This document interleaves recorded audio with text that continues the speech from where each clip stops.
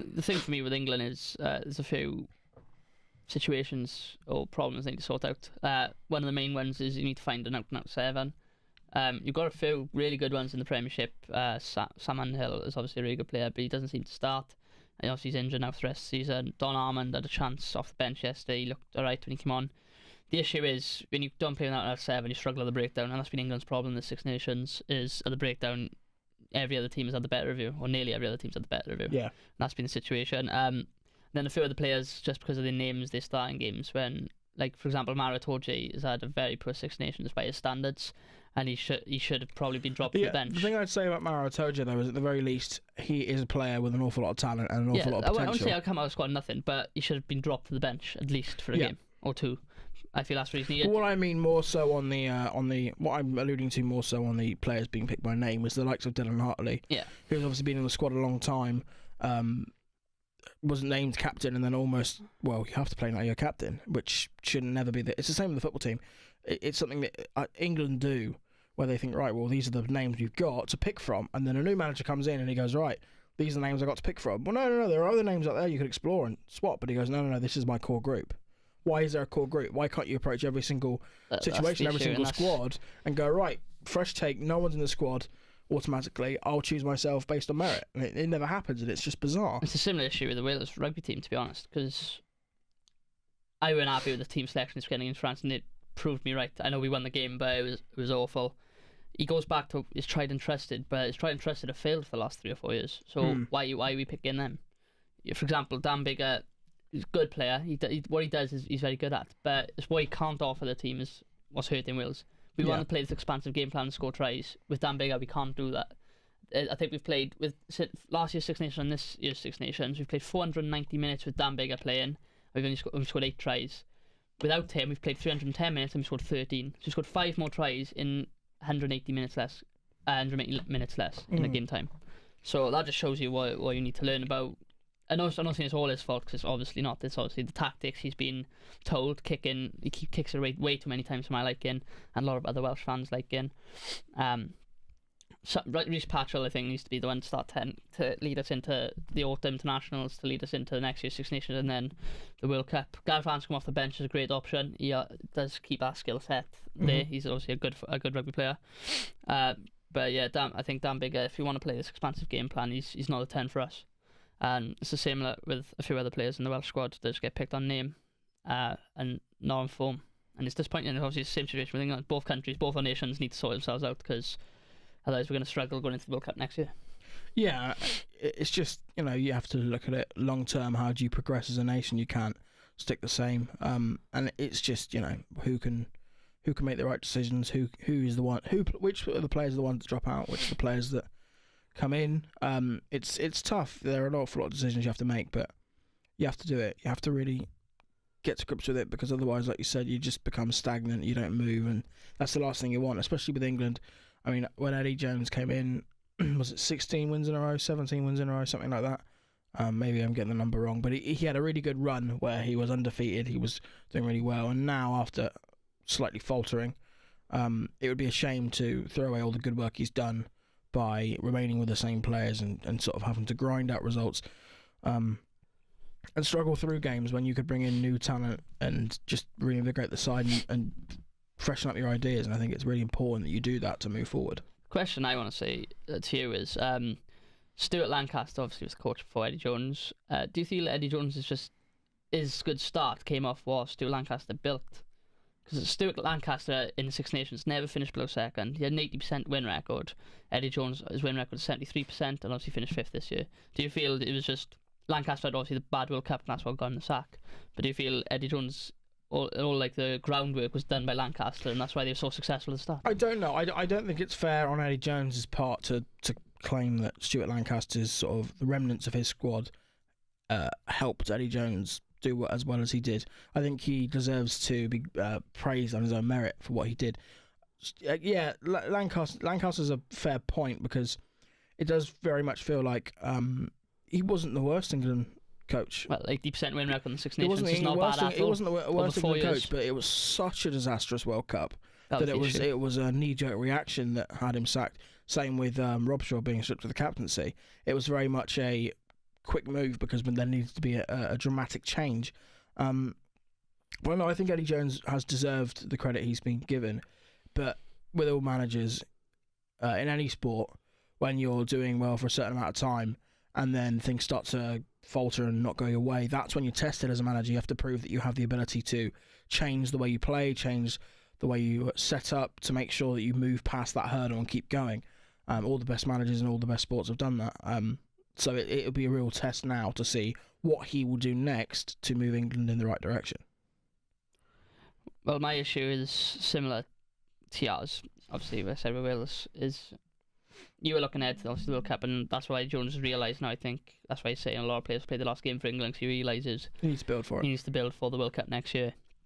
And the thing is, Wales have actually created decent depth now thanks to injuries more than anything. Cause obviously, we had the injuries early in the Six Nations, and we managed to blood the young players, which I don't think Gatland would have done if it weren't for the injuries. So that was good news. So we got good depth, and I think we've got a good pool of talent. But the issue is Gatland going to pick them? Probably not, because he goes back to try and trust it. That's the worst thing you have really, is when you stop blooding youngsters, they're playing really well, and then the old guard come back, and you think, oh great, they're fit again. Off you go, and you think, well, no, you've blooded them. You've given them a chance. The Welsh team, stick with it. I think if we could be serious contenders in next year's Six Nations and World Cup if he picks the right team. And the issue is, I have no faith that he will pick the right team.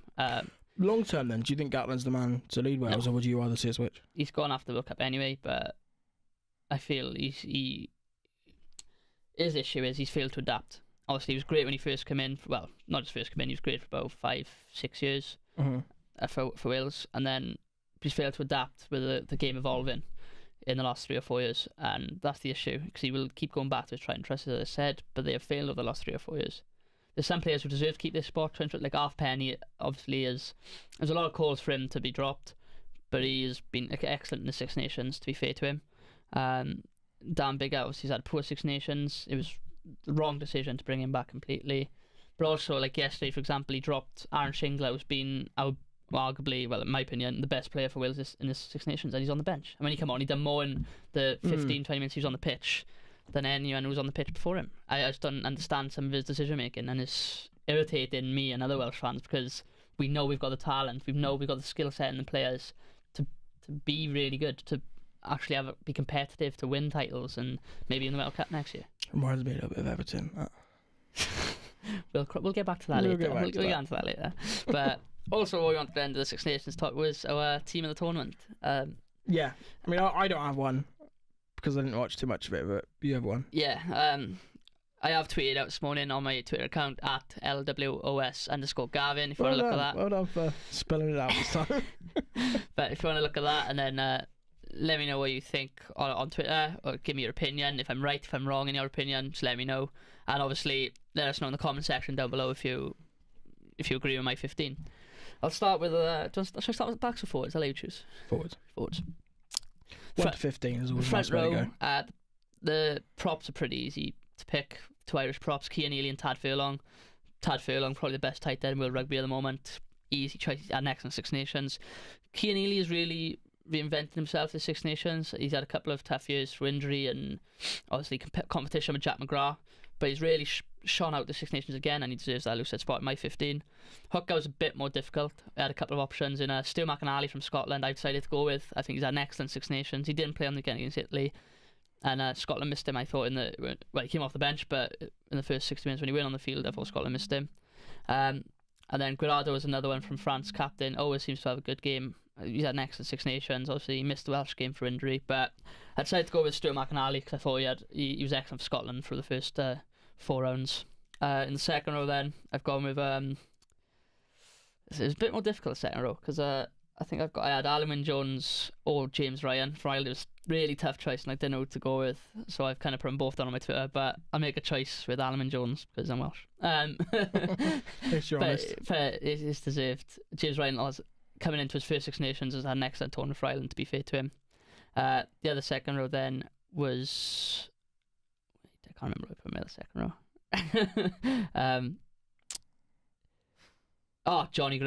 Johnny Gray from Scotland. His work rate, his engine at lock has been exceptional. I think he's up there in the top 2 or top 3 tacklers every game He's for a second row his work rate's exceptional. He carries all day long for you. He's had an excellent Six Nations. The back row, Aaron Shingle at 6. As I said, Wales' player of the tournament. Probably the standout 6. Stupid he didn't play against France on the weekend. Well, wasn't starting, sorry. Just literally couldn't believe my eyes when he wasn't selected. 7 then, Dan Levy from Ireland. Again, first Six Nations, I think. He's been excellent over the ball. Top quality 7, deserves his place. And CJ Stander number 8. Toy Falta had a decent Six Nations, but CJ Stander led from the front for Ireland. He carried, he defended, he done everything needed to do as a number 8, and I thought he was excellent. Onto the backs, I've gone with Conor Murray and Johnny Sexton, 9-10. As I said, for easy choice. Ireland dominated the ball, dominant possession, and they controlled every game they played in. No one stood a chance because every game they just controlled it well. And what the thing with Ireland was they dominated the game, but then as soon as they actually and looked boring to watch, but then as soon as they got into the opposition 22, they came alive, and that's when they hit and scored, which was excellent. Centres then I've gone with, it was a tough choice again between Bundyaki and Hadley Parks. I decided to go with Bundyaki this time, not the Welsh option, because I thought he just offered a little bit more to the team. He scored a couple of tries, and his centre partnership kept changing, obviously because of injuries. I think he had Henshaw at the start of the Six Nations to partner with. Then it went to Chris Farrell against us, and then at the end he had Guy Ringrose. So I thought he'd done exceptional to keep his consistency up with the changing outside him all the time. 13, this was another tough decision. Hugh Jones from Scotland I've gone with, but a shout out to Mattia Bastarod, I think, because he obviously got a cold after the first 2 rounds, I think, and he's been exceptional for France. Captained him on the weekend, and he's really led from the front and stood up as a player and as a leader in the team. But Hugh Jones has been excellent for Scotland. He's got the pace, the power, the finishing ability. He's world class in my opinion, and he showed against England what he can do when he absolutely destroyed you. Thanks. And then fire on the wings, player of the tournament for me by an absolute mile, Jacob Stockdale. He's got 7 tries in 5 games. It's the record for one Six Nations tournament try scoring wise. Oh really? The record was 6. He equalled that before even playing yesterday, and he obviously scored against you. So and his finish was amazing. If you've not had a chance to see it, when we're back on not a chance to see it, go watch it, because it is an insane finish against England. Great try. He's just a try machine. He's got more tries and caps at national level, and that's insane at Tier 1 rugby. The other wing I've gone with Keith Earls, the other Irish wing. He didn't show as much as maybe Jacob Stockdale. He wasn't out there as much, but he done all the simple stuff well. He defended very well, and one of the best things I've seen in the Six Nations was Keith Earls tracking back against, I think it was Italy. They had interception, and he tracked back to make that tackle when they were already won. It was the last play of the game, already won. He didn't need to do it. They could just let him score, and it would have meant nothing. But he had the commitment to go back and make that tackle, and I thought that just shows what Keith Earls is about. And then fullback Minozzi, the little Italian fullback. It's good to know there's plenty of English names in that lineup. There is no English name in that lineup, and I bet you if you go to any, probably anyone who's watched all the games in the Six Nations team of the tournament, there would be not one single Englishman in it. For example, as one of the journalists we know, do we hopefully get in a podcast in the future, Crash Ball Rugby. Sorry for that. Crash Ball Rugby. He's an Englishman. He had no Englishman in his 15. It has been a tough tournament for England. So England, no one deserves to be in the team. The only person who could come close, you could say, is Chris Robshaw. But has he been better than Dan Levy or Aaron Shingler? No, he hasn't, and that's the issue. So that's the only one I could say. Owen Farrell's been okay, but Johnny Sexton's been way too good, and so no chance. But yeah, fullback Minozzi. Italy obviously have had a poor campaign. They played well against Scotland. Probably should have won. Fell at the last hurdle. But Minozzi has been exceptional. I think no one could doubt his inclusion in my 15 at fullback, because I think he's been exceptional. And that is my Six Nations tournament. Very detailed. Yeah. I wouldn't be able to name. I can't tell you half the people you named are. Be honest, it does go over my head a little bit. But yeah, no. But yeah, Minozzi is a very, very good fullback, and I'm looking forward to seeing him in more Italian shirts, in more Italian caps, in future. But yeah, no Englishmen, because none of them deserve it. Like I said, you can ask most people, and they'd just say exactly the same thing. The only one who probably could have said Chris Robshaw, and he's not better than Dan Levy. It's not great for us, is it? So, I'm not even being biased, because I only put 2 Welshmen in it. Anyway, Aaron Shingler, who I think's been a player of the tournament, deserved to play 6, and Alwyn Jones. If you could go James Ryan, I couldn't argue if someone put James Ryan in instead of Alwyn Yeah. Jones, to be honest. I think it's fair. He's been excellent as well. Yeah, any complaints about my team or agree with my team, so let me know. I don't know. On Twitter or in the comment section. Let's move on to football, shall we? Yeah, the sport I can get stuck into. Well, let's obviously I've had my little talk there for a couple of minutes on my team and tournament. Let's have your little weekly Everton rant. Yeah. But hopefully a bit nicer. Maybe a bit nicer this weekend. You did win on the weekend, 2-1. Tosun is starting to find his form, starting to find his place in the team. 4-3 now. So he's looking to become a decent little player for you since being eased into the team by Allardyce. So yeah, what do you think? I'm really impressed with Tosun, actually. I think he's really fitting into this team really well. He led the line really well at the weekend. He showed really good predatorial instinct in the box. I mean, the first goal was a mix-up. Well, not really a mix-up. Calvert-Lewin was unlucky. It was cleared off the line. Michael Keane missed the ball, and it was really good positioning and a really smart finish from Tosun. And the second goal was a really good header, whipped in cross from Theo Walcott, which was really good. I was really impressed with him. Manager, not so much. He still irritates me on a daily basis. I was going to get to that question. Okay, we'll talk to that, and we'll talk about that in a minute. Then, no, I was really impressed with the game. I think, unfortunately, Pickford made maybe a slight error at the back when we conceded, but he'll be blaming his back line for that as well. We weren't the sharpest, and it definitely wasn't a very interesting game to watch. It was quite dull. I think you'd expect as an Everton fan when Charlie Adams sent off in the first half that Everton would really take advantage of that and press and. Oh, by the way, that's a red card. I'm not having any of this. Oh, that was harsh. Rubbish. Absolute rubbish. It was a red card. 2 feet off the ground, studs up into Rooney.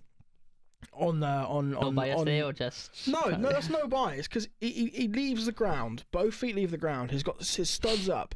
They hit Rooney mid leg, and it's in the snow anyway. So you need to take into account that it's probably going to be dangerous. You need to be a bit more conservative with how you throw yourself into challenges, and it's a red card challenge. And the commentators, someone obviously had money on Charlie Adams to score because they kept going on and on and on about it. And you think that's ridiculous. It's a sending off offence.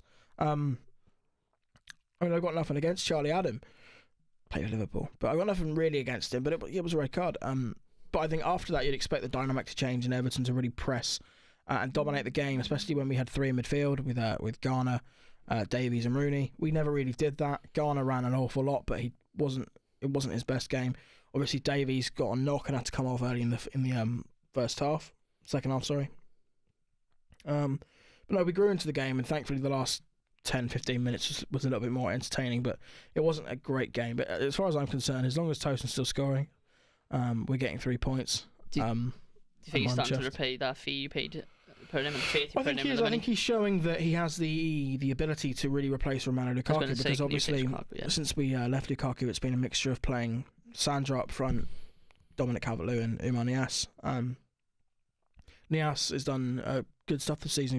He's been really impressive in turning his career around, but he can't be expected to be a 20-goal-a-season striker. Calvert-Lewin, again, is too young. Sandro was a bit of a disaster back in Spain now. So when you spend £27 million on someone who's scoring lots of goals in the Champions League and in the Turkish Super League, you want him... Oh, Turkish Premier League? Super League? Yeah, Super League, isn't it? I think so. Yeah, you want him to come in and you want him to hit the ground running. And I thought it was really harsh how he played the first 2 games and was dropped, or the first game and was dropped.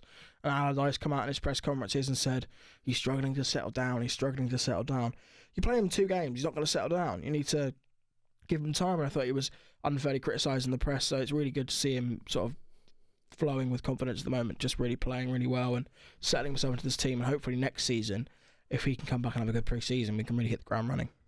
Right, so that's the positives out of the way. Let's get to what you actually want to talk about, the negatives. Sam Allardyce, you went on the weekend. Any little respite for him? Maybe potentially be there next season? No, for me, he's done. He's a dead man walking. Look, he's got 40 points. He's staying up now. Don't care. He is. So Roberto Martinez was very frustrating when he was manager. The problem with him was he was in La La Land. He very much had this approach to the game, and he didn't really understand what was going on, and that was a frustrating thing. He'd come out after a game and say, "Yeah, we played really, really well," and we didn't play well at all. And you'd be thinking, "What are you doing?" Ronald Koeman was too pragmatic. dogmatic. He would stick to his ideas. He wouldn't change. He wouldn't adapt. Certain players should come in, but he won't bring them in because he has other ideas, and that's a problem. You need to learn to be adaptable. Sam Allardyce is so pig-headed, and so. Okay, all right. So first of all, this is not meant to be defamatory. This isn't meant to be like an abuse on Sam Allardyce, but I don't like the bloke. Get that out there straight away. He's just not he's not the bloke for Everton Football Club. He says absurd things in the press conference. I can't remember when the last time we did this was. I can't remember when the last time I spoke about Everton was. So I might have covered some of this already. I don't know. But he said a couple of weeks ago he compared Everton to Newcastle and West Ham. Now, only a moron does that as an Everton manager. Yes, every team's fans thinks that they are the better club. Newcastle fans will rank themselves above Everton. West Ham fans will rank themselves above Everton. I'm not saying Everton are a bigger club than West Ham and Newcastle. I personally think they are, but I'm not saying that's the entirely correct thing. As the manager of Everton Football Club, you should know, don't piss off the fans. I'm not meant to swear on this podcast. Don't irritate the fans. Like, it doesn't make any sense to just... This is how irritated Sam Allardyce gets me. I lose all professionalism. He really... Nice edit from Marcus after. He can get his money's worth. It's so frustrating when you have someone who comes in and Everton are run a certain way. They've got a certain prestige behind them. They're the people's club. They're renowned for having such a strong relationship with the fans, and you disregard everything about the club. You disregard the history, their legacy, everything they do, and you're representing us on a continental stage in the Europa League. He didn't really get much of a shot in the Europa League. We were eliminated before he came in, but we're a club that people see, and he makes us look like a joke, and I can't take being looked like a joke. If we're poor, if the players aren't good enough, then fine, but the players are good enough. If you do it right, if you're just not an idiot. Cuca Martina, he said a month ago, where would we be without Cuca Martina? Better than where we are now. That's for certain. I can't comprehend how someone in the first month didn't make a step wrong. On and off the pitch, he was faultless. In his press conferences, he said all the right things. And since then, he has fallen so far off the map, it's ridiculous. And for me, he could win every single game from now to the end of the season. He's gone. The minute we finish this season, he's gone. I don't care who comes in. I don't care if it's Marco Silva or Paulo Fonseca or David Unsworth. Allardyce is gone. He has to be gone because I can't take watching Everton for another season with that man in charge. I can't do it. I won't do it. He has to be gone. He has to. I can't deal with it otherwise. I think we'll move on from Everton to. But to be fair, I'm not going to be far off that bad about Mourinho at the moment. To be honest, he is really getting to me. I know Alex is getting to you, but Mourinho is really getting to me. At least the positive thing for you is you have success. You're second in the league. You have good players. You don't have to watch Morgan Schneiderlin every week. Used to. But the issue is not every week. He didn't really play. To be fair, did he? To be fair, no. But the issue is, right, our performances are just absolutely dreadful. We're supposed to be one really quick thing. God bless Leighton Baines. I'm just so happy he's back. Carry on. But yeah, the worst thing is the performances. We have been absolutely dreadful. We're supposed to be this big club, obviously, probably one of the biggest clubs in the world. We're known for attacking football over the years, especially under Fergie. And he goes to Sevilla. But at home to Sevilla, a team who's conceded 3 goals and above to every team above them in La Liga this season. So not a team to be feared. They lost 3 and won 2 in the last 5 games. They were fairly inconsistent in the league. Yeah, but that's not the issue. That's what I'm saying. That's what I'm saying, Man United were really consistent. They'd beaten Chelsea and Liverpool in that time. And they'd lost 3 games. And we go and play defensive at home when we need to win. What is the point? What is the point? What is he doing? Look at the players we got. We got Pogba, Sanchez, Lukaku, Martial. Look at the players we got. Yeah, well, even Lingard this season has been exceptional. What? It's irritating because why are we playing so negative? He's such a negative manager, and it's irritating me because we should never ever be playing defensive at home to Sevilla. So do you think it comes down solely to the manager then, yes. not the players that are underperforming? Yes, manager completely. It's his tactics. He doesn't let him attack. What's the point? Oh, excuse me. What's the point? They're not allowed to attack. Launch ball to Lukaku, head it down, and then someone else try and get onto it. What's the point of that? We're not that. When have we ever been that team? We're playing like Stoke City. I would rather watch Stoke City play football right now than us. It worked great the weekend, mate. That tells you all you need to know why I'm so angry. But honestly, and he comes out and says stuff like, we have since 2011 when we reached the final, we have no I can't remember the word he said, but we have no like history in the Champions League. Like, if we got to the quarter final once in that space, say we've got no history, so it doesn't matter that we got knocked out. Of course it matters. We care. We shouldn't be losing to Sevilla in the quarter finals of the Champions League. Fact. I must admit, I did watch the press conference after the game, I did watch the press conference after the game, and I saw some journalists suggesting online that he's not a Man United manager, and he's not, because a Man United manager looks forward. You never look back and go, oh yeah, well we did this the last couple. Doesn't matter. You're part of the biggest club in the world. You go forward, going right. We can win every single game we play, and he doesn't come across as that kind of guy. He went on a 12-minute rant defending himself, saying stuff that the 2 times he sat in the same place, he knocked us out. Why is that relevant? It is completely irrelevant. It really is. Right, well done. You've knocked out twice when you were Porto and Madrid. But the point is, what is he playing at? Like, it's really, really infuriating. That makes no sense, because the fans are hardly going to listen to that and go, oh yeah, he did fair play, yeah, he's right. He's losing the fans slowly and surely, because he's talking absolute nonsense all the time now, especially about the club, mainly more than anything. He obviously had to go about the fans at Old Trafford this season. He's had a rant about us multiple times, but he's starting to really do my nothing, and he's really getting to me, because it's the football more than anything. We're only second in the league because Tottenham had their bottle jobs. Chelsea ain't very good this season. Liverpool can't defend, and Arsenal are awful. So yeah, that's the only issue. We're only second because the other teams are worse. Not because we're better. I get what you mean. It's hardly on merit. Not because we're better, and everyone's hopes were up after beating Liverpool and Chelsea in the week. Great results, yeah. You should. Both great results, and then you think, go into it. Yeah, we'll go to Sevilla, great form. We'll attack them. We'll get a few goals, and we'll win confidently and dominant. And then we end up losing bloody 2-1 at home. We were 2-0 down. The only reason we scored is because we went 2-0 down. We would never have scored in that game if it was. It's even more frustrating knowing that Liverpool have played them this season and they didn't lose, and then also Leicester knocked them out in the Champions League. What was it, last year, the year before? So if Leicester can do it, it's just. Honestly, if he's going to keep playing that type of football, the performances, honestly, they're so boring to watch. Like, it literally is painful to watch. And I hate saying it, but I'd much rather watch Man City or Liverpool play. What would you do then? What if you, let's say you're in charge? Is it Ed Woodward in charge? You're Ed Woodward. What are you doing now? The issue is, he has had a from little bit. Today, what are you doing now? Are you thinking, I'll wait to the end of the season and then change, or I'll measure it between here and now, see what changes Mourinho makes, and then, or are you making a call like in the next couple of weeks? What are you doing? We're just going to stay to the end of the season. That's no. What are you doing? Oh, what am I doing? Well, for me, you're Ed Woodward. If I'm Ed Woodward, what I'm doing is, I've got to tell him stuff needs to change. He can't keep talking about the club like that. For example, he should be fined, I think, for his outburst about the club. 100%. So that should be happening ASAP. And then I tell him, if stuff has got to change, performances got to change. You've got to get the fans back on side, and the only thing that's going to do that is the performances. And the way he's trying to play at the moment is absolutely dreadful. When we're playing negative, like, we're trying to park a bus against teams that are inferior to us. What are we doing?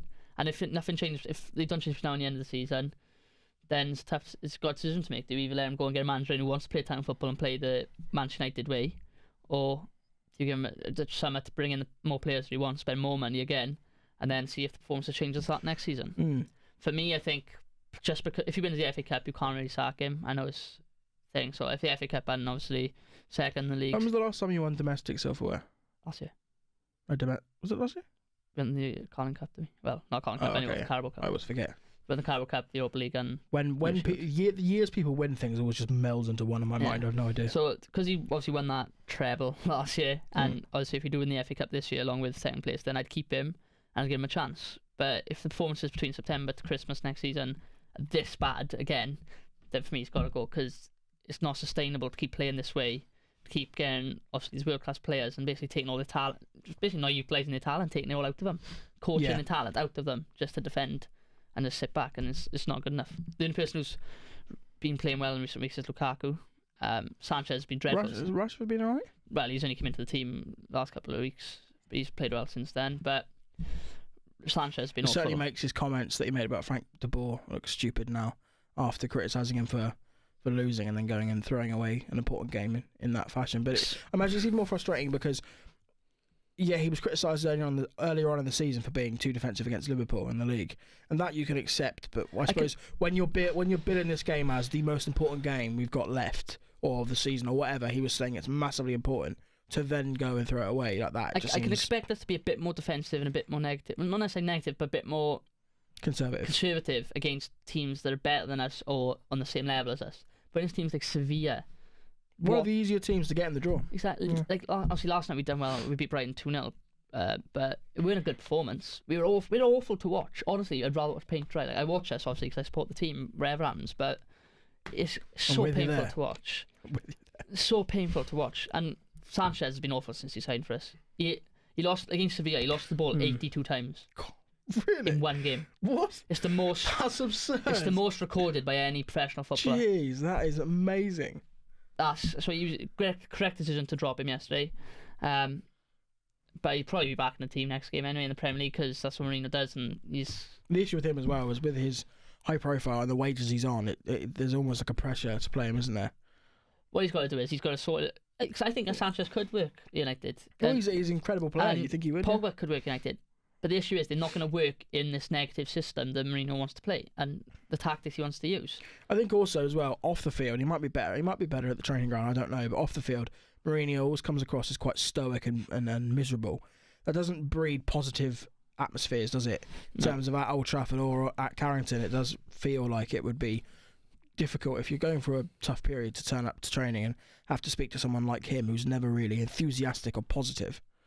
I imagine that kind of drains the life out of you a little bit. For me, he's on his last legs to try and turn this around because it's really getting to me, and I think it's getting to a lot of United fans the way we're playing. And we give him obviously give him the summer, give him probably start next season. But if it doesn't start changing, I'd want him gone because the performances. And you can't say like the results today because we're not winning anything. I know second place obviously is good, and if we win the FA Cup, obviously has some in. But if we don't win the FA Cup, second place is good, yeah. But we win nothing. We literally win nothing. So what's the point? I want to be challenging for the title, and we'll be 16 points behind City or whatever, something like that. Ridiculous, absolutely ridiculous. Question I have: do you trust Mourinho to spend all that money? Because there's been several signings this season which haven't exactly paid off. The signings he has made have been not too bad, or they can be good if he actually starts playing them in the right way. So, example, my example is Lukaku. In theory works. Hasn't, but the amount of money he spent, 75 million, just before the Neymar bubble. So it was before players were going for 100 million. He probably could have bought another top striker for the same amount of money, who was more tried and tested. Victor Lindelof hasn't been that great this season. There are players like that. To be fair, Lindelof has been good since the turn of the new year. When he has played, he has been excellent for us. Okay. So he deserves a bit of credit for turning around a little bit. He's settled a bit better now. By his quality, that was another good signing. Lukaku, I think, is a good signing. Not Mourinho. Yeah, and somehow I think so. Not someone just gone. So, yeah, I think he deserves some credit on some of the signings. Pogba and obviously Lukaku. The thing is, all the signings ain't bad signings, but he needs to utilise them in the right way, and that's the issue. He's not doing that. Yeah. They're all attacking. Well, not obviously Bailly and Lindelof in time players, but what I'm saying is Pogba, Sanchez, Lukaku, all attacking players. They need to play in an attacking system. For example, look at City. Raheem Sterling's thriving in an attacking role for City. He knows he doesn't have to come back and defend too much because they're dominating the ball, and he can do what he needs to do. And he's got 15, 16 goals this season. So last thing then, who have Man United got next time they play? Obviously it's International Week next week, but yeah, after International, who have we got? I don't know. I can't remember. Whoever it is in the league, how are you setting up? If you have, let's say you have the squad you have now, so any niggles or the likes of Daily Blind and Herrera, those ones that are carrying little bit knocks, they're still not available. How are you lining up? How would you like to see a Mourinho approach it for the rest of the season? Just attack. I want to. Give me your 11. Oh, okay, 11. De Gea, Valencia, Bailly, Smalling, Shaw. Smalling. Yeah, well, he's a Smalling Lindelof. Doesn't really matter who partners Bailly, but okay. Bailly's got to be in it. Shaw left back. Shaw is I like Ashley Young. He's good, whatever. But I think Shaw can literally be class at left back. But he's not getting the opportunity. He took off half time yesterday. I was going to say, I heard yesterday. I was talking to my parents on the phone. Funnily enough, I didn't watch the game. But my parents were saying that apparently he was getting an awful lot of grief all the way through the first half. I didn't know he was subbed at half time, but apparently he was really under fire, which I think is harsh. He's had a lot of that under Mourinho, which is bizarre. Which is awful. That's no reason, because I don't want us to sell Luke Shaw, because I think Luke Shaw could be a quality left back. And yeah, I'm really hoping he steps. I thought he turned it around because he started playing him a little bit around Christmas time, and he actually was playing really well. But then suddenly just dropped him again, and Young was playing. So that's infuriating in itself. But yeah, that's my back four. Midfield then. Also, as an England fan, in theory, he should be going to the World Cup. Yeah, but he probably won't do. He would be talent-wise, he's the best left back. He probably won't do, but he should do. Matic obviously in centre midfield. McTominay has been playing well recently. And you've got to pick between him and Mata and playing. Probably got maybe McTominay. But if you're at home, Mata. Maybe if you're away, McTominay. And then I'd play Pogba obviously there as well. Let him attack though. Let him have the free roll to show off his talents. Yeah. And maybe obviously play McTominay and Matic, then you got that cover in midfield. But at least going forward, we'll have someone who can create, because that's what Pogba does best. When he creates stuff. So you've got Sanchez off the left or Sanchez off the right, Martial off the left. They can mix and change with Lukaku up top. And then you've got Lingard to come in if needed, if they're not performing, or Rashford if they're not performing. But that's why I'd play and play an attack. Just let him go out and play. Don't give him a structured. Obviously, you've got to have a little bit of structure with the centre mids. I get what you mean. Kind of giving them a bit more free rein to do what they do. Yeah, just go out there, enjoy themselves, show you off what you can do. And if he allows them to do that, they will go and outperform players, and they will go and win us games, and that's what we need. So for now, to the end of the season, I just want us to go out all out attack and literally just go and win games, score goals, entertain the fans, get the fans back on side, and actually get everyone back to enjoying watching United again and having the players enjoy playing again. That's what I want to see. I think the other thing from United fans as well, we'll move on from this, but I think the other thing from United fans as well is Mourinho said he doesn't really care if he finishes second or fourth, because the money you get from finishing in each position isn't that much of a difference, and you still get automatic qualification for the Champions League. I think for United fans, if United were to finish below Liverpool this season, it wouldn't go down well. No, definitely not.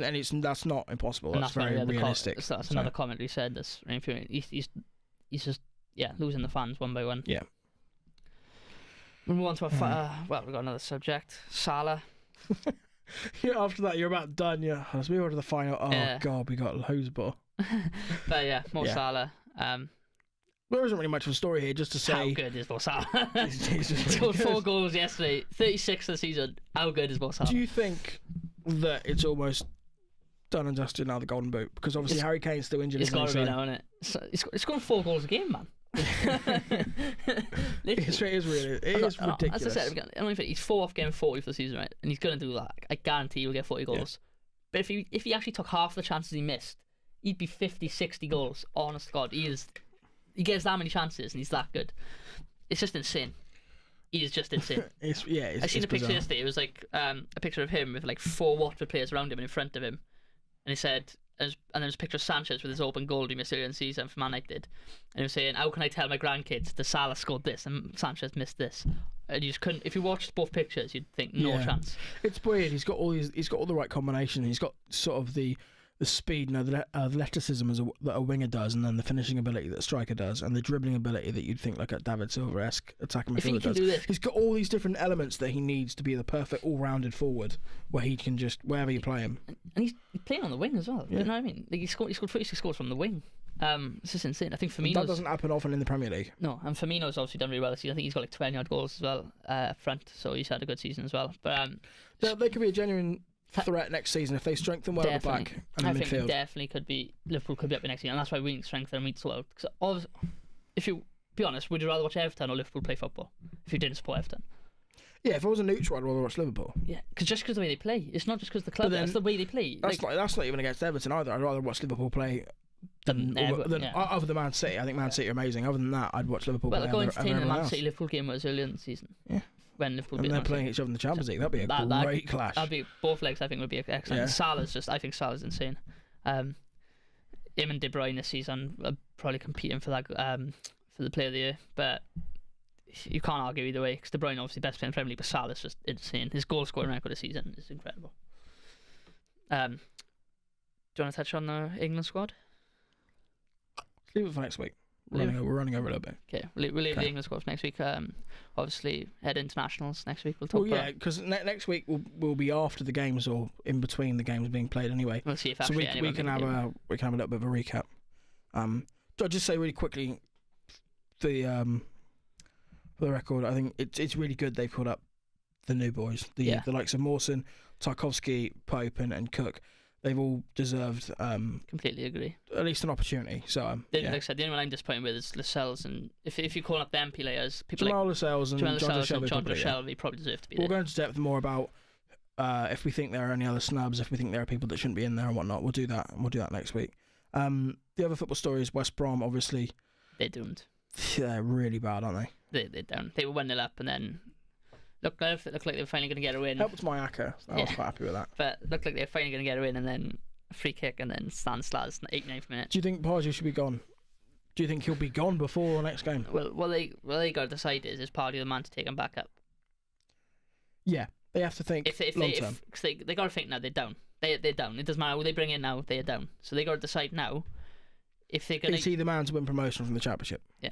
So you can either keep him to the end of the season and then sack him, or you can just sack him now, because now since they can build towards next season. I suppose it also But then they depends could just on wait. what other managers are out there. Yeah, for example, I'm not saying Aldice for taking. For example, if Aldice is gone in the summer, could West Brom get Aldice as an example? So they wait till the summer for I doubt it. He said he'd only come out of retirement for us because we were quite a big club and whatnot. I don't think he would. So I think that's the other question: is will he? It's difficult. If you sack him now, you can bring a coach in now, and they can build towards next season. And obviously, you've got to guarantee them they'll keep their job in the summer. Or you can keep him to the end of the season and then get someone, if someone maybe becomes available in summer, like a better manager. But they're doomed. They're gone. And I don't think Partey's the man to take him back up, so he's probably going to be sacked either soon or in the summer, guaranteed. Yeah, I think it's he's definitely on thin ice. I think he knows. If he's not, I think he's come out. If he's not gone before, I think he's come to press conference and said he basically knows it's like, yeah, it's not in my hands, but I'm pretty much done. Yeah. So it's been a really bad season for West Brom. No luck under Tony Pulis. Maybe they get Tony Pulis over the last 10 games. You imagine if that happened. Is Middlesbrough? Of course he is. He's They're sixth at Championship. So. They sixth at Championship. Yeah. All right. He's done quite well then. He was, because they didn't have the strongest start to the season with Gary Monk, did they? No, well, they were only 3 points outside the playoffs with Gary Monk. Were they? Yeah, that's about. They won when they sacked Gary Monk. They won a game. I remember that because they sacked Gary Monk was sacked the same day that Carvajal was sacked. Sheffield Wednesday, I think. Yeah. It was the first time in the Championship that two managers were sacked same day after winning both their games because Carvajal won with Sheffield Wednesday. And look what Carvajal's doing now with Swansea. Very good job there. Yeah. But and Sheffield Wednesday struggling. Sometimes it shows that it's just the environment. If you're a good manager and you're in the right environment, it just works. If you're in the wrong environment, it doesn't matter how good you are. It's not going to work, which is bizarre because Sheffield Wednesday were almost certainly going to be in the Premier League a couple of years ago, and now they're just they had 2 good seasons, shambles. And then the final season they struggled a little bit and they got rid of it. A bit like Derby County, they're always sort of there and thereabouts, and then the last couple of years they struggled a bit, and they're doing all right this season. Yeah, they've struggled recently, but they're still in the playoffs at the moment. They're fifth, so they could have a chance. Just really quick, who do you think is going to go up? Wolves pretty much up. Cardiff. Wolves up. Cardiff pretty much up. Because of Villa losing. Very much seems like it'll be Wolves, Cardiff, and then the two favourites I hear are Villa and Fulham. It's Fulham, Villa, Derby, and Middlesbrough in the playoffs at the moment, and I think Fulham are going to go up in the playoffs. They're the informed team, and they just look very good. They look very good under Slavica Jokanovic. Yeah. Looks very good under him. So that's he would be he'd be the first manager ever, first non-British manager to win promotion to the Premier League twice. Only 6 managers have ever done it. He'd be the first one to do it twice. Good fun. Nice little stat. Do you wanna go with our final subject? Oh, the Wilder, yeah, quickly. It's old news because, like we said before, we couldn't get this podcast out any sooner. But I just want to touch on the Wilder Ortiz fight. I didn't watch it live. Did you watch it? I watched it back. Yeah, I watched it back. I watched it live. It was a really good fight, and it sets up something really interesting for Anthony Joshua. Obviously, Anthony Joshua is fighting Joseph Parker, soon. Do you think after the performance that Wilder had against Ortiz, where for a lot of it didn't look like Wilder was going to win? I think Ortiz was seen by a lot of people as the old man, the one who's not really an outside, who's not really a contender. He was really strong. They both had different game plans. It was very, very clear that Ortiz was there to win on points. Wilder was not looking to box. He was looking to wait for the knockout punch, which he eventually got. Do you think that I think an awful lot of people said that Anthony Joshua was the favourite to beat Wilder when they fight. Do you think that it leans even more that way now because Wilder seems to struggle a little bit? Yeah, Wilder showed he's nothing special, really, didn't he? He's just got the knockout power. That's all he's got. And obviously, when you're in heavyweight, in the heavyweight division, that's all you need. But that is all he's got. Ortiz performed well. He showed himself to be a really good heavyweight contender. And I think Wilder was saved by the bell in round 7, I think it was. Yeah, it was, yeah. Ortiz would have won that. And obviously, what I didn't like was they kept Wilder in the corner for an extra 15 seconds longer because of something the referee kept. That's why I thought that was a bit dodgy, to be honest. Because if he came out, I think Ortiz could have finished him. So I think Wilder got very lucky. He didn't. If Ortiz done that, like say a minute earlier, I think we'd be speaking about Ortiz beating Wilder. Maybe Ortiz Joshua. It almost looked like it was going to happen. So I think he got pretty lucky in that round. But fair play to him coming back after that round and going back into knockout with Ortiz. Ortiz was a good contender. Even the way he approached the fight, it's really interesting to watch him because he fights with his hands down the whole time. His hands are down. He's not protecting himself. He's just waiting. He doesn't care about fighting. He's just waiting for that knockout punch. And his right cross is so quick, it's ridiculous. I think Joshua will knock him out. Yeah, I genuinely think Joshua. I mean, from that fight, if you're Anthony Joshua sat there watching it, you can pick so many holes and errors there. From watching that, if you watch that fight and say watch Parker, I think Parker could be probably a tougher opposition than Wilder at the moment. Do you really? Because Parker's actually a good boxer, whereas Wilder isn't. So as long as Joshua it should be a really interesting year. As long as Joshua doesn't get caught by one of Wilder's wild rights, then he should win the fight quite comfortably. Either knock him out or. It'd be interesting actually how Joshua fights. Whether he thinks on points I'll have this, or he thinks no, I'm going to keep up my record of. It'd be great to see him try and knock out Wilder and actually knock him out. To see him like this. If he knocks out Wilder, that'd be great. But yeah, it was a good fight, entertaining fight. Ortiz got a bit lucky. You know, Ortiz would have won on points, even though the judges didn't think so. I don't quite know what they were watching. Most pundits and most people I saw online saying that it was Ortiz hands down and every single judge voted Wilder, which was bizarre. It's because he's a champion and it's just the way it is. But yeah, it was an entertaining fight. Wilder showed he's not as special as he thinks he is, or as other people think he is. And Ortiz showed that he could be a contender in the future. He still deserves to have another opportunity against someone, in my opinion. Maybe if AJ beats Parker, maybe Ortiz Parker could be the next fight. Yeah, you definitely wouldn't mind seeing him again after that display. Deserves it. And then it's a really good year of fighting this. I'm really looking forward to some of the other stuff. Can't wait this year. Obviously, hopefully, but the next podcast will be a preview on the Joshua Parker fight. So keep an eye out for that one. That should be fun. We've teased an awful lot now of what we're going to do. England squad. So make sure you watch the next episode. Plenty to go, yeah. Plenty to watch. Plenty to look forward to. Yeah, so yeah, next obviously we got the England squad to talk about next podcast, and obviously the boxing. So I hope you all look forward to that. I've got nothing else to say. Have you? No, that's me done. I think. If you wanna, we look forward to the next podcast. As we said, we've got a few things we want to talk about. Hopefully, a lot will enjoy it. Didn't plug my thing as well. If you want to tweet me at Cuffrights, CUFFWRITES. You've already done yours. Yeah, we've done mine. All the links are in the description. Anyway, like, subscribe, and we'll see you next week.